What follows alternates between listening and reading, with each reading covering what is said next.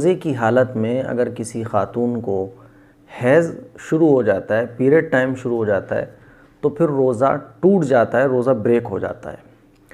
ख़वातीन में एक गलत फ़हमी ये फैली हुई है कि ज़वाल से पहले अगर पीरियड शुरू हो जाए तो रोज़ा ख़त्म हो जाएगा, और अगर ज़वाल के बाद पीरियड शुरू हुआ है तो फिर रोज़ा ख़त्म नहीं होगा बल्कि रोज़ा पूरा हो जाता है।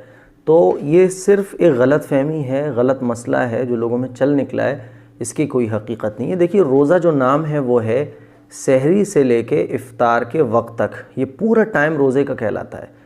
इस बीच में अगर किसी को पीरियड आ जाता है तो फिर रोज़ा ख़त्म, बस फिर इस रोज़े की क़ज़ा रमज़ान के बाद करना ज़रूरी होगी।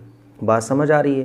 तो ये मसला क्लियर हो गया कि अगर किसी को रोज़े की हालत में पीरियड आ गया, हैज़ शुरू हो गया, तो फिर वो रोज़ा ख़त्म हो जाएगा, टूट जाएगा।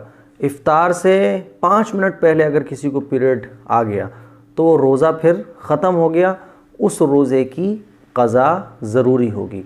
तो उम्मीद करता हूँ ये मसला आप लोगों के समझ में आ गया होगा। अब ख़वातीन परेशान हो जाती है, भाई हैज़ की हालत में, पीरियड की हालत में रोज़े छूट गए, इतने रोज़े छूट गए, अब क्या करें? तो देखिए, परेशान होने की कोई ज़रूरत नहीं है।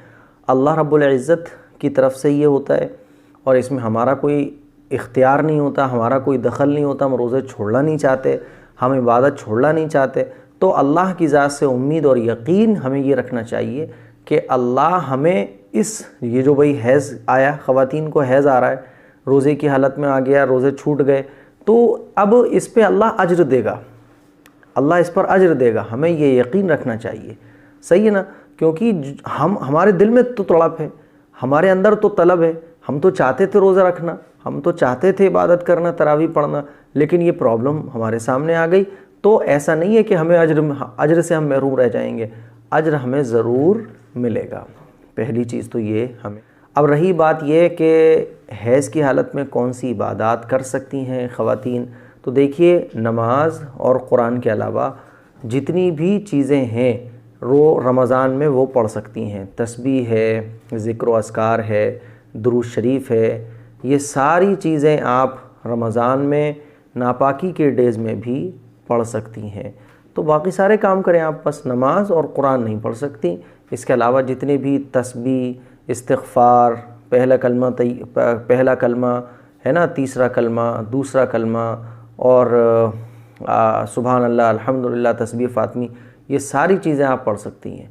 लेकिन बस ये है कि जो रोज़े होते हैं रमज़ान के, इन रोज़ों की क़ज़ा फिर आपको रमज़ान के बाद रखनी होगी, क़ज़ा करनी पड़ेगी। तो उम्मीद करता हूँ ये मसला आपके क्लियर हो गया होगा।